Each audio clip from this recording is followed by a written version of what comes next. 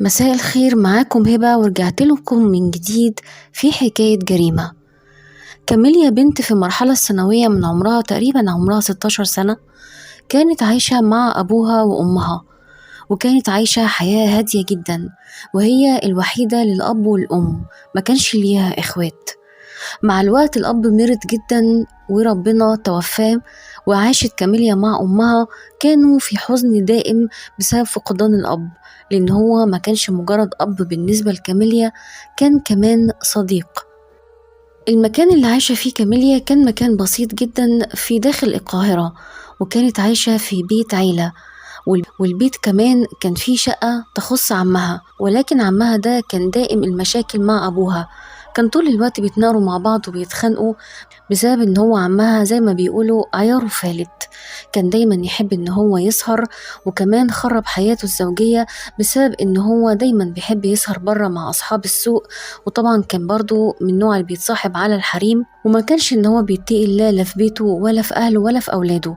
فكان دايما ابو كاميليا بيتجنب الكلام معاه، وكان بيوصي دايما كاميليا وامها ان هم ما يحاولوش يحتكوا بيه كتير. فطبعا كاميليا كانت شخصيتها قوية زي شخصية أبوها، وكانت دايما بتحبش الحال المايل، رغم ان هي كانت بنت صغيرة لسه في السن. يعني السن بتاعها ده هو اللي محتاج دايما ان هو يبقى فيه تأديب وتهذيب دايما لإصلاحها، ولكن سبحان الله ربنا زرع فيها الإصلاح من وهي صغيرة، وارتكز جوه قلبها الدين والإيمان من أبوها وأمها، فكانت نبتة صالحة. مع الوقت لما الأب مات، بدأت إن كاميليا تحاول إن هي تهون على أمها، لأن الأم اضطرت إنها تنزل للشغل عشان خاطر تعرف تراعي ظروف البيت، وفي نفس الوقت برضو كانت واخدة مكان الأب عشان ما تخليش كاميليا تحس إن هي فقدت الأب، وكانت لها أب وأم في نفس الوقت. عم كاميليا ابتدى ان هو يخش في مشاكل ودوامات كبيرة جدا، اكتر من اللي كان فيها لما ابو كاميليا كان عايش، وكان مشاكله زايدة جامد جدا مع مراته ومع كمان السكان اللي حواليه. وطبعا كانت كاميليا مش عاجبها حال عمها ابدا، وكانت كتير جدا بتقعد تنصحه رغم ان هي كانت طفلة صغيرة، ولكن كان رده عليها فظ جدا. ورغم ان ابو كاميليا طلب منه ان هو يتحسن حاله، وطلب منه ان هو ياخد باله من مراته وبنته لو هو مات وجراله حاجة، ولكن عم كاميليا ضرب بكلام الاب الميت بعرض الحائط، ومهتمش ابدا لا بكاميليا ولا بامها، ولا كان حتى بيشوف طلباته، ولا حتى كان بيراعي حرمة البيت، ولا كان بيحترم حد خالص. مراته زهقت منه وقررت ان هي تاخد اولادها وتروح لاهلها وتسيبه يعيش لوحده. وعلى فكرة دي ما كانتش المرة الأولى اللي مراته تغضب منه وتروح عند أهلها، لأن هو ما كانش بيحرم، رغم إن هو كان بيحبها وبيحب ولاده جدا، ولكن طبعه السيء كان غالب عليه. وقت ما مرات عم كاميليا مشيت من البيت، هو سابها كام يوم عند أهلها، وفي خلال الكام يوم دول زادت تصرفاته أسوأ من الأول، وابتدى ان هو كمان يعمل السهرات الحمراء بتاعته داخل بيته. ودايما اللي كانت بتلاحظ الموضوع ده هي كاميليا، لان زي ما قلت لكم قبل كده انها كانت واخده الطبع الحامي من ابوها، وما بتحبش الحال المايل ده، غير ان هي كمان كانت بتسهر بالليل عشان خاطر تذاكر، فطبعا كانت بتسمع اصوات كتيره جدا داخل شقه عمها، وساعات كانت بتسمع كمان اصوات ستات، بس هي مفيش ولا مره شافت فيها ست داخلة مع عمها، ولكن هي متأكدة إنها كانت بتسمع الأصوات دي عند عمها بالليل. فقررت إن هي تقعد تراقب عمها بالليل في الشباك من غير ما هو ياخد باله، عشان تتأكد فعلا إذا كانت الأصوات بتاعت الستات ديت اللي طالعة من عنده من الشقة حقيقي، ولا دي مجرد مثلا تلفزيون شغال أو مجرد تهيؤات عندها. وفعلا بدأت كاميليا إن هي تراقبه من الشباك طول الرايحة والجاية، وعشان هي كانت بتسهر ومامتها بتنام بدري، فده كان مسهل عليها الأمر جدا. لحد ما في يوم من الأيام فعلا عمها كان راجع بالليل، وكان طالع من عربية وبيبص حواليه زي الحرامي، وفجأة لقت واحدة طالعة من العربية معاه ولابسة عباية سودة ومغطية نفسها تماما، وبدأوا إن هم يطلعوا يسحبوا على السلم واحدة واحدة. جريت كاميليا على باب بيتها وبدأت تبص من العين السحرية، وتأكدت إن اللي طالعة مع عمها دي واحدة ست، ولكن كانوا طالعين بشويش جدا عشان خاطر محدش يحس بيهم. اللي شافته كاميليا ده صدمها وما عجبهاش أبدا، وقالت بينها وبين نفسها يعني مش كفاية إن هو بيعمل سهرات مع أصحاب السوق، كمان جايب ستات جوه البيت ومش عامل احترام لينا. فقررت إن هي تواجه عمها تاني يوم وتفضل صاحية تراقبهم وهم نازلين. وعدى الليل على كاميليا وهي متضايقة جدا جدا، كان نفسها تاخد أي خطوة ولكنها اضطرت إنها تستنى لحد الصبح عشان ما ينفعش تعمل أي حاجة إلا الانتظار. لما جيت تاني يوم بالنهار، مامتها لما صحيت اتفاجئت بيها إنها صاحية، وسألتها قالت لها إيه ده، هو أنتي ما نمتيش؟ قالت لها لا يا ماما أنا نمت، ولكني قمت بدري عشان أذاكر. وطبعا الأم معلقتش لأنها عارفة إن هي في ثانوية عامة ومحتاجة مذاكرة، ودايما الأم كانت بتنزل السوق تشتري طلبات البيت وبعدين تروح على شغلها، وما كانتش برضو بتغيب كتير في الشغل عشان ما تسيبش كاميليا لوحدها طول اليوم. وحضرت الأم الفطار وقعدوا هما الاتنين فطروا مع بعض، وبعدين مامتها سلمت عليها وقالت لها إن أنا هنزل السوق كالعادة أجيب شوية طلبات وأجي أديها لك وأنزل على شغلي. وفي الوقت اللي الأم نزلت فيه من البيت كانت كاميليا قاعدة مترقبة الوقت اللي عمها ينزل فيه، لأن هي عارفة متأكدة إن هو لسه ما خرجش من البيت، وعارفة كمان إن الست اللي معاه ما نزلتش من البيت طبعا، لأن هي كانت قاعدة طول الوقت جنب الباب، وبرضه كانت بتروح ناحية الشباك عشان تشوف وتتأكد. وفعلا بعد نزول الأم بشوية سمعت كاميليا صوت باب بيتفتح، فقررت ان هي تبص من العين السحرية عشان خاطر تعرف مين اللي نازل، وخدت بالها بان في ست نازلة على السلم لابسة اسود، وبدأت ان هي تمشي بخطوات سريعة على السلم ولكن من غير عمها. بس بعدها بشوية لقت عمها هو كمان نازل، قامت فاتحة الباب ووقفته عشان تتكلم معاه. العم اتخض لما لقى كاميليا قدامه فجأة بتفتح الباب، وطبعا كانت الست سبقته على السلم وعدت خلاص من قدام شقة كاميليا، فهو افتكر بان ممكن تكون هي ما شافتش الست اللي كانت نازلة من فوق، لان هم اصلا كانوا ساكنين فوق بعض، فهو كان الدور الاخير واللي تحت منه كان بيت كاميليا، فطبعا ما فيش حد في الدور اللي فوقيه، فاكيد مين اللي نازل من فوق من عنده؟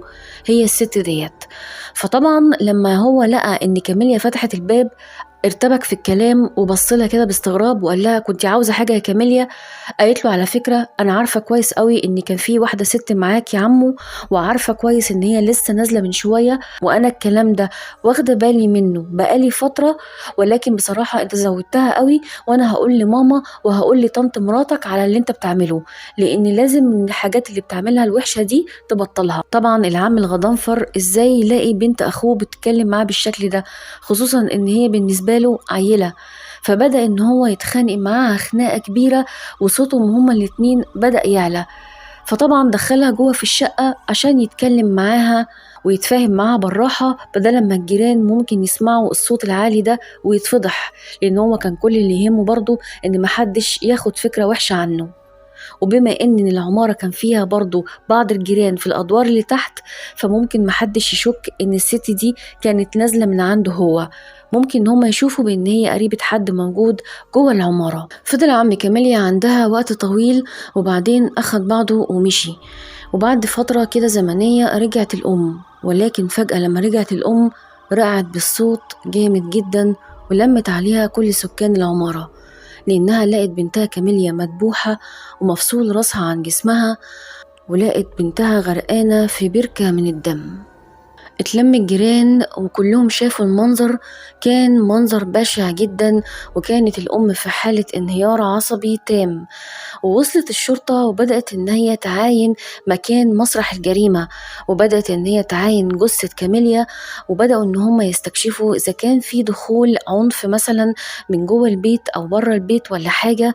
ولما اتأكدوا بأن مفيش أي دخول عنف جوه البيت أو بره البيت، اتأكدوا بأن الجريمة دي تمت عن طريق حد يعرف كاميليا، ولما الشرطة بدأوا إن هم يسألوا الجيران قالوا بإن الست دي هي وبنتها عايشين لوحدهم في حالهم بعد موت الأب، وإن هم سمعتهم كويسة جدا، وإن مفيش أي مشاكل خالص بتدور حواليهم، وإن هم كمان دايما بيكونوا مشغولين، ومعظم الوقت بيكونوا برا البيت، لإما البنت بتكون في المدرسة بتاعتها والأم بتكون في شغلها، لإما البنت بتكون في وقت الامتحانات وبرضه محدش بيشوفها.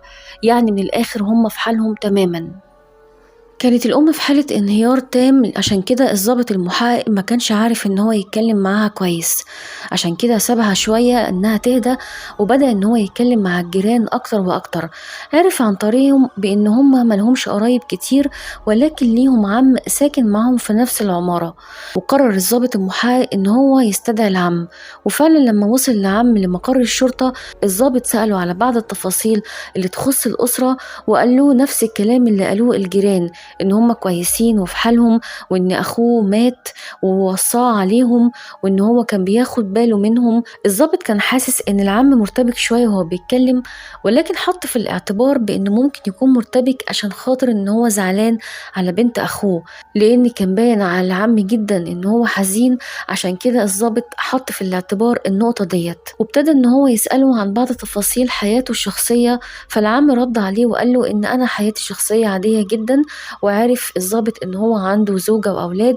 وطبعا العم ما ذكرلهوش خالص اي مشاكل ما بينه وما بين مراته، هو كل اللي قالهوله ان مراتي اليومين دول قاعدة عند مامتها لانها تعبانة. ولما الضابط ابتدى ان هو يلاقي ان تفاصيل القضية ابتدت انها تكون باردة، ما عجبوش الموقف ده، وابتدى ان هو يدور اكتر حوالين الاسرة. فرجع تاني للجيران وعرف منهم معلومات خطيرة جدا جدا عن عم كاميليا. الضابط المحقق في قضية كاميليا عرف من بعض الجيران، وخاصة في جار معين، ابتدى ان هو يسرد له شوية احداث عن الاسرة، وخصوصا عم كاميليا. وعرف الضابط بان عم كاميليا مراته مش موجودة عند اهلها عشان امها عيانة. عرف بداية كده بان مراته موجودة عند اهلها لان هي متخانقة معاه بسبب سلوكه، وعرف بان هو كان ليه سابقة قبل كده، وان هو كمان بتاع كيف وبتاع مزاج، وبيحب ان هو يسهر سهرات حمراء مع اصحابه. وابتدى الضابط ان ينكش كتير جدا ورا العم، وعارف كمان بان هو ممكن يسهر السهرات المش كويسة دي داخل بيته في وقت متأخر من الليل. ومن سوء حظ العم بان ما كانتش كاميليا بس اللي خدت بالها من عمها وهو راجع بالليل ومعاه واحدة، لا ده كان في كمان حد من الجيران اخد باله بان هو كان بيرجع بالليل ومعاه اصحابه، واخد باله برضه وهو راجع بالليل وكانت معاه واحدة ست، وشافها كمان في يوم الجريمة وهي نازلة من البيت متسحبة برضه، ولابسة عباية سودة مغطياها من فوق لتحت، وما كانش باين منها اي حاجة. ولكن عشان الجار ده كان شايفها وهي داخلة مع العم، فقدر يميزها لما خرجت من البيت رغم النهار كان طالع، وطبعا في النهار الشكل بيبقى متغير شوية عن بالليل. بعد ما الضابط المحقق في قضية كاميليا سمع كل التفاصيل الكتيرة دي، ابتدى الشك يكبر جوه نفسه من ناحية العم، لأن هو أصلا من البداية وهو حاسس إن العم مريب وفي حاجة غلط. ولكن برضو زي ما قلتلكم كان حاطط في الاعتبار بإن هو ممكن يبقى حزين على بنت أخوه. وابتدى الضابط إن هو يستدعي العم مرة تانية، ولكن الضابط اكتشف بإن العم مشي من البيت واختفى بعد الاستجواب الأولاني، وأمر القوات بتاعته بإن هي تدور عليه في كل مكان لحد ما هم فعلا لقوه عند واحد صاحبه وجابوا على الاسم عشان يحقق معاه. وابتدى الضابط ان هو يخنق العم في الكلام ويخنقه في الأسئلة، وابتدى ان هو يكتر عليه الضغط العصبي، وفي الآخر فعلا زي عادة كل مجرم بعد الضغط النفسي الكتير عليه بينهار وبيعترف. وده فعلا اللي حصل من العم، والتفاصيل كالتالي. وقت ما كاميليا فتحت الباب واتكلمت مع عمها وهو خدها لجوه البيت عندها عشان خاطر صوتها ما يبانش للجيران، قعد يتكلم معاها فعلا الأول بالراحة ويحاول إن هو يفهم بإن هو عارف إن هو غلطان في المواقف اللي بيعملها دي، ولكن هو ما يقصدش إن هو يعمل الغلط ده، ولكن دي حاجات بتبقى غصب عنه عشان هو بس زعلان ومضغوط نفسيا وعصبيا. وقعد إن هو يقول لها ويحلف لها إنه مش هيكرر المواقف دي تاني، ولكن هي تلتزم الصمت وما تقولش لمامتها ولا تقول لأي حد خالص، ولا كمان بالذات تقول لمراته، عشان طبعا هو فعلا ما كانش عاوز يفقد الأسرة بتاعته للأبد. ولكن لأن كاميليا كانت عنيدة وكانت فعلا بجد متضايقة منه، لأن عارفة إن عمها بيقول كلام وبس ولكن هو مش هينفذ كلامه، قعدت ان هي تتكلم بحدة وعصبية، وكمان فضلت تزعق في وشه كتير جدا. فالعم غصب عنه اتعصب عليها جامد جدا وفضل يكتم صوتها كتير جدا. وطبعا كاميليا حست ان عمها بيستخدم ايديه في ان هو يسكتها، وابتدت ان هي تحس بالخطر. وهو لما حس منها ان هي بتحاول انها تقاومه عشان ممكن تفلت منه، ابتدى ان هو يخنقها من رقبتها بايديه كتير جدا لحد ما هي حست بإعياء، وجري على المطبخ وجاب سكينة وابتدى ان هو يسدد ليها طعنات كتير جدا. وكمان فضل يضربها في رقبتها، اتسبب في جرح قطعي قوي جدا، يعني تقريبا كانت الرقبة شبه مفصولة عن الجسم. وما فاقش إلا بعد ما لقى إيده كلها غرقانة دم وهدومه والمكان كله غرقان دم. وفضل يفكر مع نفسه هيعمل إيه، لأن هو عارف ومتأكد بأن أمها راحت السوق تجيب حاجات ورجع تاني قبل ما تروح الشغل. هو كان عارف خط سير أمها وكان عارف حياتهم ماشية إزاي. فخد بعضه بسرعة وخرج من البيت بعد ما غسل إيده في الحوض بتاع المطبخ، وكمان غسل الدم اللي كان نازل جوه الحوض كويس قوي، وأخد معاه سلاح الجريمة عشان يعرف يخبيه في اي مكان عشان ما يبلوش اي اثر.